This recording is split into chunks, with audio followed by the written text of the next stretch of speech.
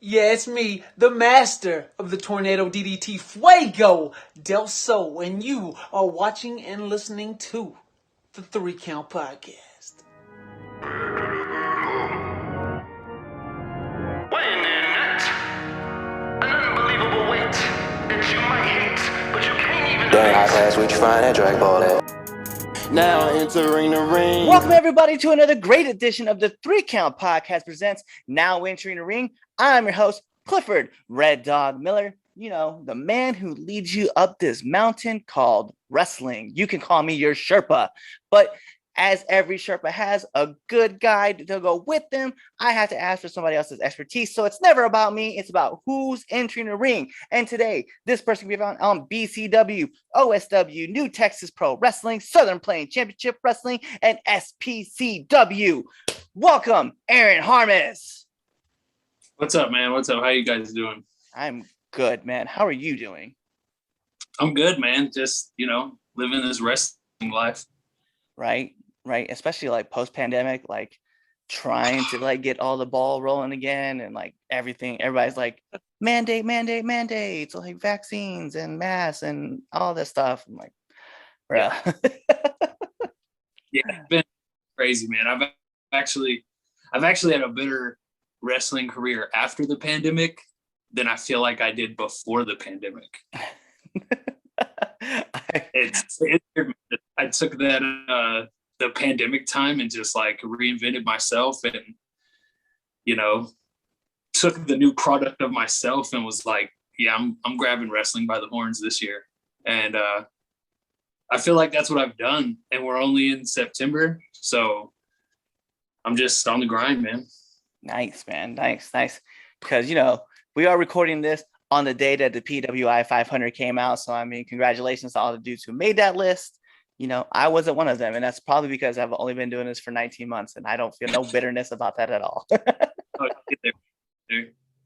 So let's get this thing kicked off, man. So my first question is for you. Who is Aaron Harms?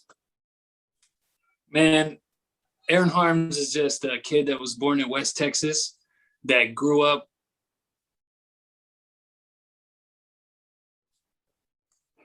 with pro wrestling and football.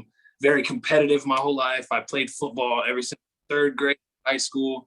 There was actually a couple years where wrestling and football kind of, meshed together, and that was rough. But man, outside the business, I'm just a laid back guy. I like to hang out with my family. I'm married. I got 2 daughters. One's 4 years old. One's a year old. I go to work, man, and I just like to have a good time. Inside the ring, though, I'm very intense. I'm hard hitting. I'm loud. I just like to make the impact and do what I'm there to do. So in the ring, I'm turned up to the highest level. Outside, I'm just laid back, man. I'm cool to be around. I like to hang around people, have a good time, have some drinks every now and then, and be in the gym. That's about it. It's a good life. Like that's a great life. I can relate. Like Yeah. I have one kid of my own. I like to sit back. Myself too. I'm turned up to 1,000. But then I also pretend that I'm a superhero that pretends that the fourth wall exists, and I still interact with people. Like, no, I what's so funny, man, is that you mentioned being from Texas, and I actually grew up in Amarillo in Lubbock. So like I'm familiar with what North Texas is like. Actually, I lived in Shallow Water, and I was just staying outside on Reese Air Force Base. So yeah, I'm very familiar with what North Texas looks like. And then when I joined the military, I was in South Texas, a part of San Antonio and then San Angelo. So like I'm kind of familiar with the area, man. Like knowing how it's a 12-hour drive and you're still in one state, which blows my mind. Yeah. So, man, I gotta ask though, like, how did you get into the sport? Because let's be real, like you said, Texas is known for like wrestling and football. And if you're not in the football scene, you're obviously a part of something else. So, talk to me about that. So I think I was like 14 years old, and I was on MySpace. I want to say it was MySpace. And I saw that there was a wrestling company running, at this convention center, and I ended up messaging them, and I was like, I hope this is serious. This is what I really want to do. Blah blah blah blah blah. Just kind of spilled it all out. And they messaged me back, and they were like, "Why don't you come down to the show and check it out?" And I'm like, "Cool." So I grabbed my dad, and we go. And I got to stand next to the ring, and it was my first time experiencing like a full indie show, so that was really cool. And then just being around the ring, man, and I fell in love with wrestling like in person at that point.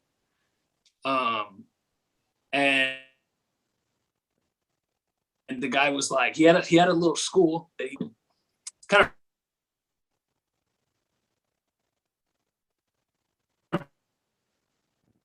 broke my heart, but I went on about my life. Later, the guy ended up texting or calling my dad and was like, I saw the passion in your son's eyes, and if you are willing to sign a waiver of consent, I'll train him. And my dad was down with it because, that was, that's how we bonded, right? It was football and wrestling. It's always how it was. So he was completely down with it.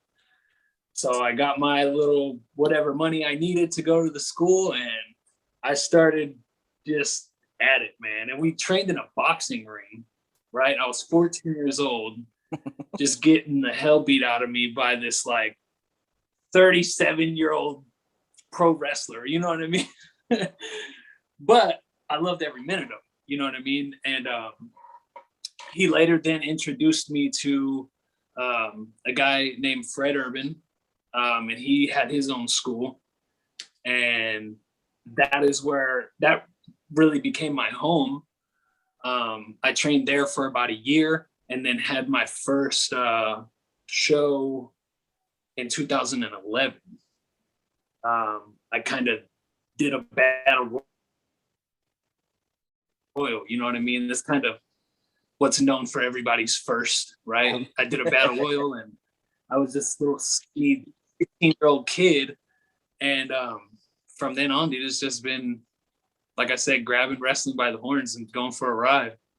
And I'm now 26, and I've been at it. You bring up like an interesting point, talking about how like your first match was like a battle royal, and like I feel like that's everybody's like introduction to to your pro career. Like you're just stuck in this thing, and everybody's like, all right, the only thing you're gonna do is you're gonna get thrown over the top rope, just make it look nice, and then just go to the back. They just want to see if you can do what you're told.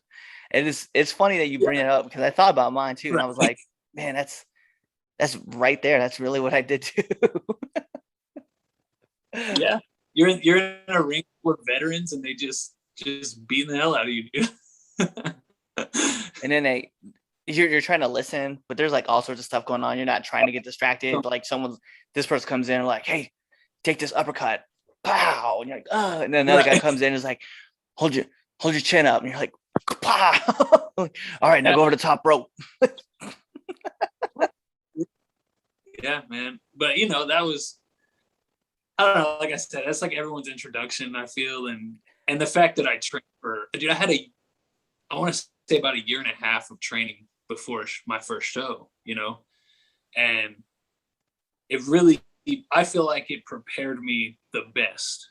I was able to like hone what I could hone before getting in there. Now, looking back, that battle royal, like I see a video of it, and it's so embarrassing. You know what I mean? Of course. But I feel like I couldn't have been any more well trained at that time. I thought I was God's gift to battle royals at that time. You know what I mean? Looking back, I'm like, what are you doing?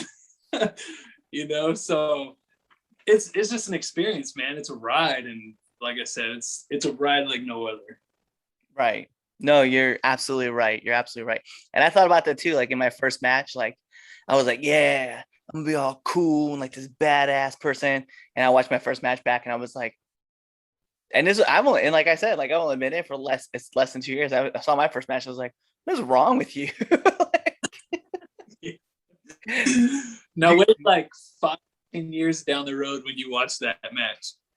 You're Oh gonna be man, like, ugh. what is wrong with you, bro? Like you, this is terrible. So, seeing how you've been in the business for quite some time, I just need to know, man, like what's been one of the worst bumps you've taken? Uh, I was, I can't even think about I was in this like tag team gauntlet match or something. And I was in maybe probably 3 years in the business at this time. And there was this guy, he was huge. I mean, like viscera, you know what I mean? Maybe not that big, but you get the point, right? He was just a big old dude. And so I get pinned or whatever, and I'm eliminated. And I roll out of the ring, and I guess I rolled out on his side of the ring, ring awareness, right? And they didn't have padding on the floor at this time. And I get up from selling, and I turn around, and he's coming full blown clothesline on the concrete. And like the concrete hurt, right? But the clothesline itself, dude, there was no tucking my head. There was no like protecting. There was no bumping, right? It was just force and then an unmovable force, the floor. And still to this day, I don't think I've taken that. Oh, damn. And I've done dives and I don't know, man. I would have to say that was the most painful for sure. And I remember my dad and my stepmom were sitting on the barricade right there when they were watching the show, and they had to come back and like, are you good? Because I was, I don't know, 17, 18 at the time, maybe. And so are you all right? Like, dude, the whole fans were worried about me because I mean you could hear it rock the building. And so far, that's been my worst bump. And I know people have had way worse. And I'm lucky I haven't had worse. You know what I mean? I've had a lot of concussions and I've been knocked out, but painful wise, that's been the worst one. That's I can understand that. I can understand that. Yeah. I've been kind of fortunate. Like I haven't had any like terrible bumps yet. So it'll happen. I'm sure. Well, I just haven't seen it yet. But I'm just curious. Okay, so from the worst bump, then I'm guessing, but I'm hoping there's probably another one. But and that sounds kind of morbid for me to say. But what's the hardest you've been hit then? Like what do you mean? Like, let's just call it a strike. Like, what's the hardest you've ever been hit?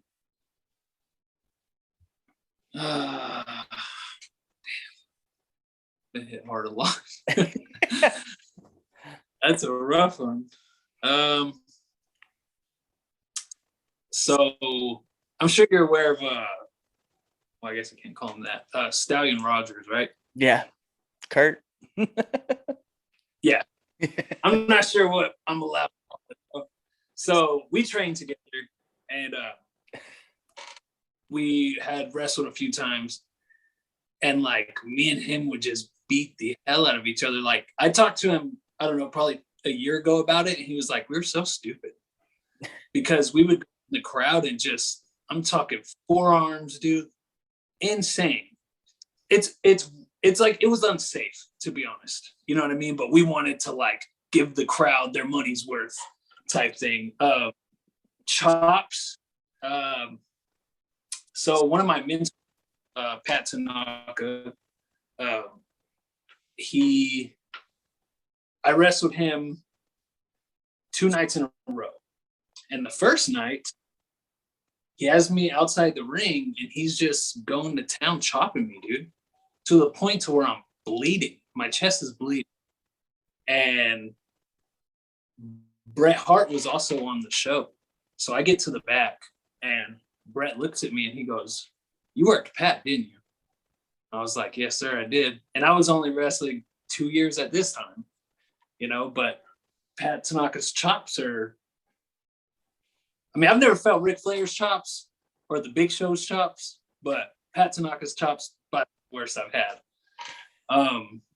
Like I mentioned earlier, I've been knocked out. It was in a training match, but my brother-in-law went to give me a curb stomp and didn't let go of my hands so I could protect myself, right?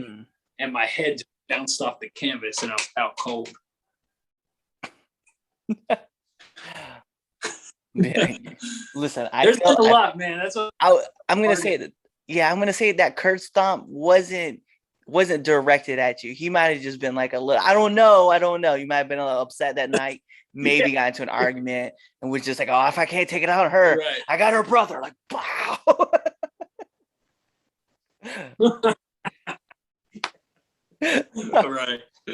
Right. Oh man. Well then, like, man, those are, yeah. I could not imagine being chopped that much where my chest is bleeding, or just eating a curb stomp, and that's rough. I'm just curious though, from hardest hits, let's talk about like on the mental side, right? Like, what's been one of the hardest lessons you've had to learn in the business? Shut your mouth. You know what I mean? Like, and that's to a point because there's been a lot of like, especially like when you're real green,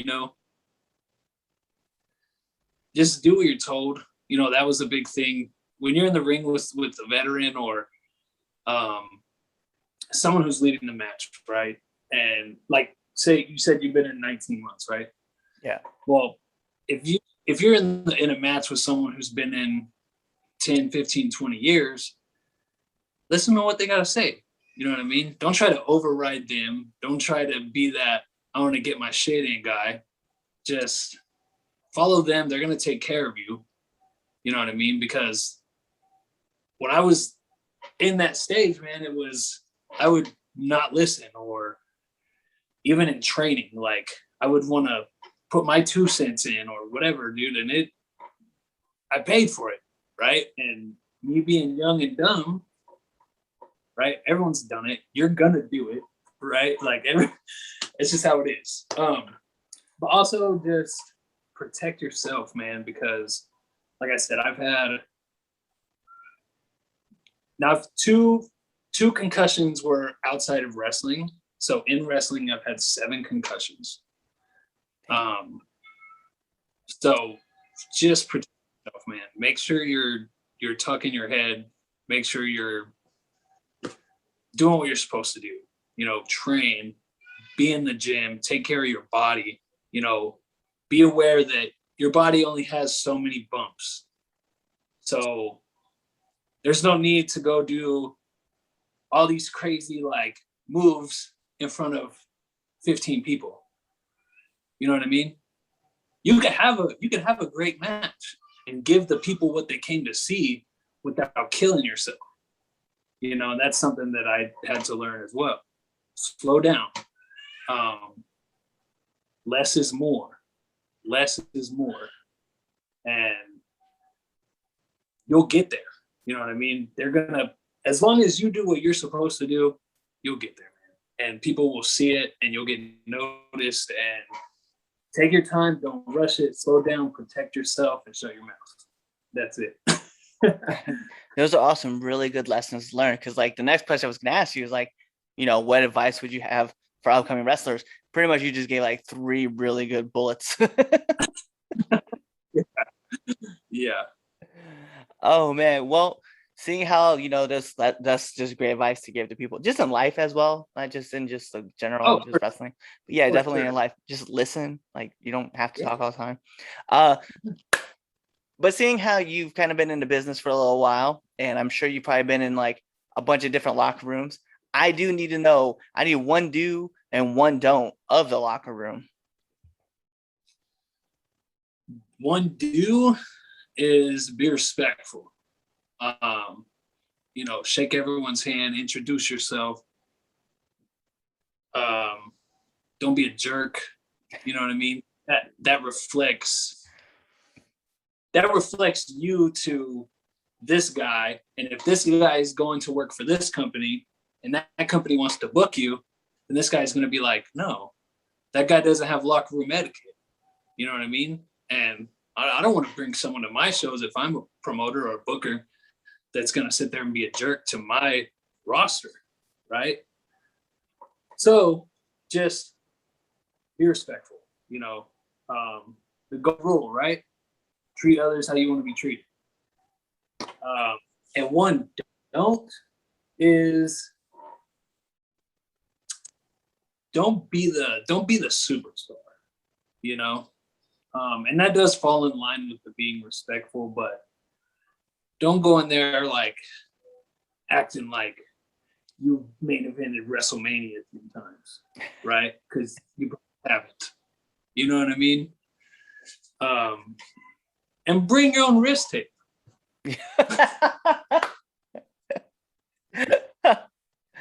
I hear that so much. Like I hear this so much. The crazy thing is, right? So full disclosure for everybody on this show, right? Like, and those who are listening, this is the 163rd interview that we've done, right? And out of the 160, whenever I ask that question, I'm like, hey, whenever I start asking this question, like a do and a don't, you will not believe how many times I've heard bring wrist tape.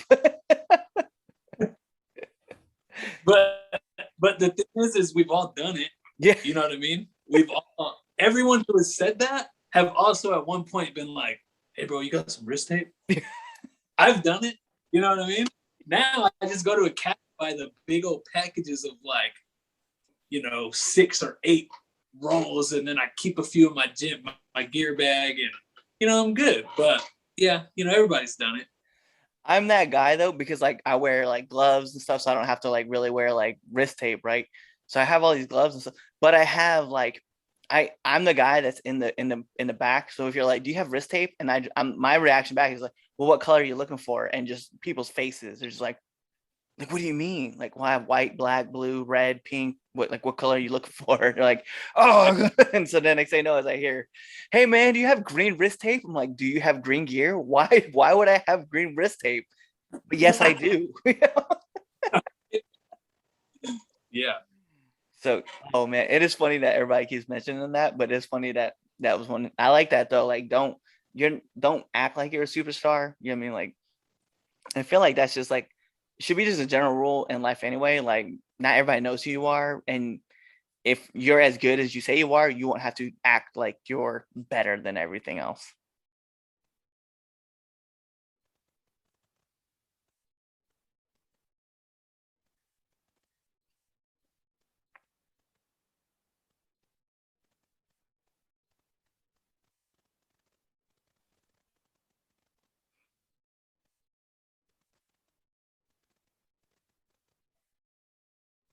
Can you hear me?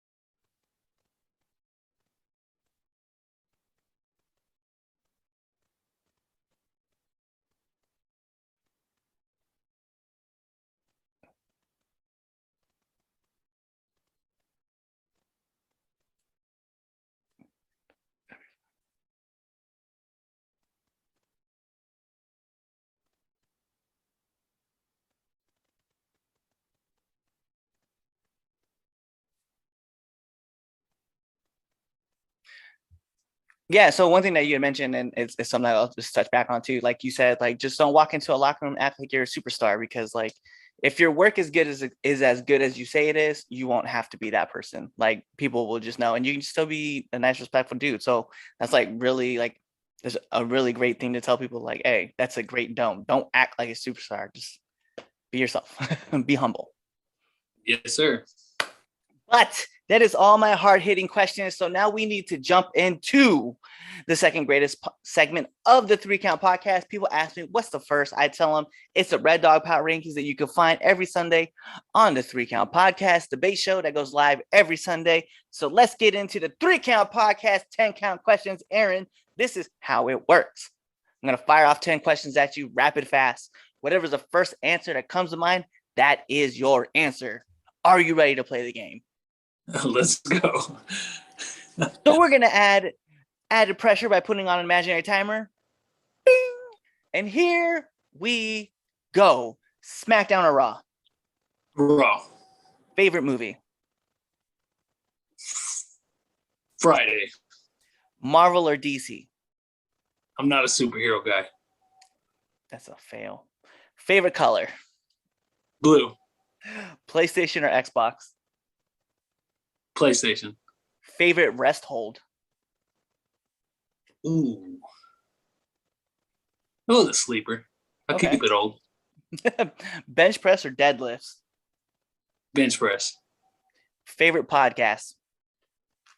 3 Count Podcast. That's right. Nominate one person that you want to see on this show. Justin Taylor. Hey, I love that guy. Yeah. And last but not least, my favorite question to ask every single person who comes on this show: favorite curse word? Fuck. That's right. That's just a good F-bomb. It's all it needs. Man, I've been holding my tongue this whole time because I didn't know if I could say what I wanted to say or not. Man, that's the first question I told people. I'm like, hey, do you got any questions? Like, you legitimately, any questions? Yeah, man, can we curse? Oh, yeah. You can say whatever you want. And then I try to mirror people. So, like, if you're not cursing, I'm not trying to curse either. So. Yeah. Right. So I got to ask, you mentioned being in the military. Yes. What branch? Air Force. Okay.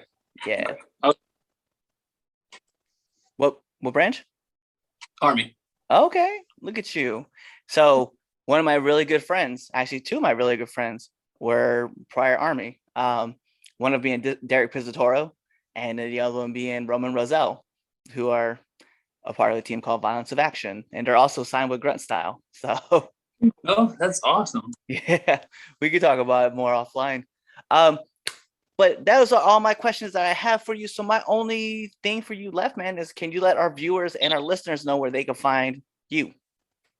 Yeah, you can find me on Instagram at aaron.harms1. That's AARON.HARMES and the number 1. Facebook, Aaron Harms, and YouTube, just Aaron Harms. Bet. And there you have it. You can find him there. But you know what this means? This means we're closing out the show, taking it home. And that is it for the 3 Count Podcast. Presents Now Entering the Ring. Like I said, I'm your host, Clifford Red Dog Miller, the man who leads you up this mountain called wrestling, your Sherpa. But even Sherpas have to ask for advice. And so it's never about me. It's about who's entering the ring. And you see him right there. He's now entering the ring. Call him out. Aaron Harms is here. And guys, you know what to do. Tune into the next episode and be there, or you just wait till this episode ends. The outro plays, and I guarantee another one of our episodes is up next. Peace. What's going on, 3 Count Nation? I'm Clifford Red Dog Miller with the catchphrase. But what I really want you to do right now, go to twitter.com, right? Go over there, find us at the 3count_pod, give us a follow, give us a like, give us a comment. We want to talk to you guys. Go to IG at the 3 Count Pod. Give us a like, give us a follow, leave us a comment. We want to interact with you. Go to youtube.com, give a subscribe, turn the bell on, turn the notifications, leave a comment. We want to talk to you. Go to anchor.fm/the 3 Count Podcast, and in there, you can leave us a message, and we will talk to you. Basically, what I'm trying to tell you is that we want to talk to you. We want to have fun with you guys, and we love listening to what you guys have to say. Also, one thing I need you to do for me, the 3 Count Podcast also has merchandise.